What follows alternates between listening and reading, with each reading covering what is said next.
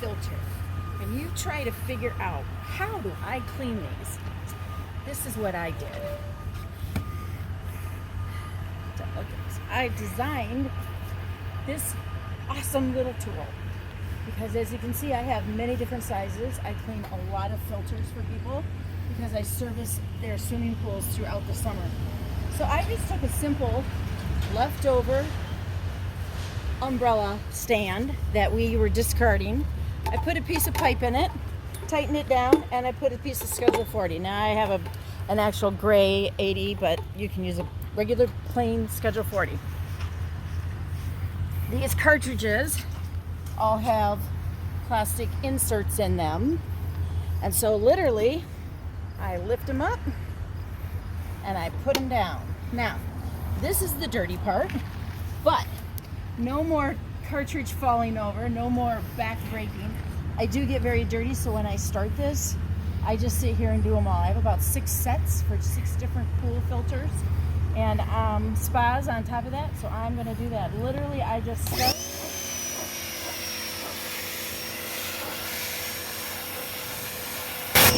If I'm really good, I can actually get these to swirl around in circles, which helps. Right now it's uneven, so it doesn't.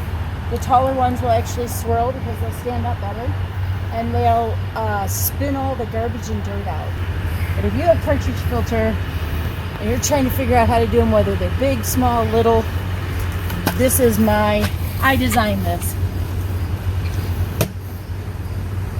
So for those of you that have spa cartridges, this is a spa cartridge. Goes in one of ours. And this has been soaking in the cleaning solution, so it's got a bunch of suds in there. So now when I do this, it's going to get a lot of soap. So we'll see if this is going to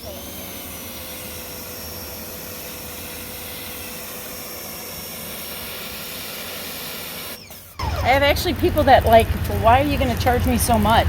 If they just literally saw how long it took me to do one filter, they would be like, oh, Kim, we need to pay you more.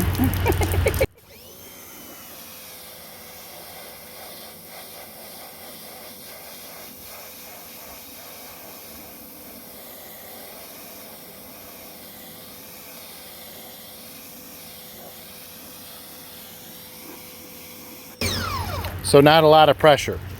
No. And I love my little Ryobi, my little 2000 PSI. It's only a 1.2 GPM, and we have used a lot of them.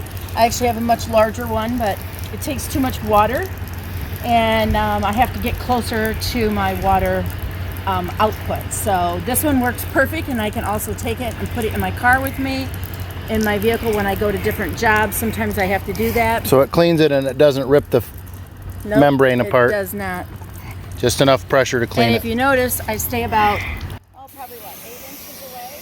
That's a foot. And you can see this one has a lot more little pleats in it than this one.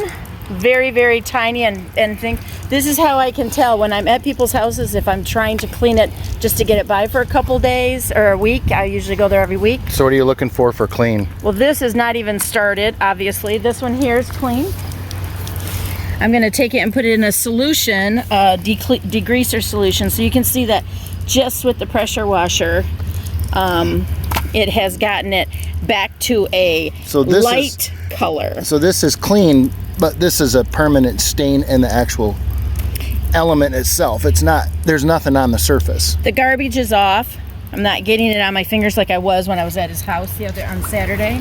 So like this one, you can pull it apart. So this one I started hosing with his, and literally you can see the grime that was coming. And I was like, this water pressure at his place wasn't. So there's the test. Yeah. Grime free to the finger with the power washer and get it out. Yep. Absolutely.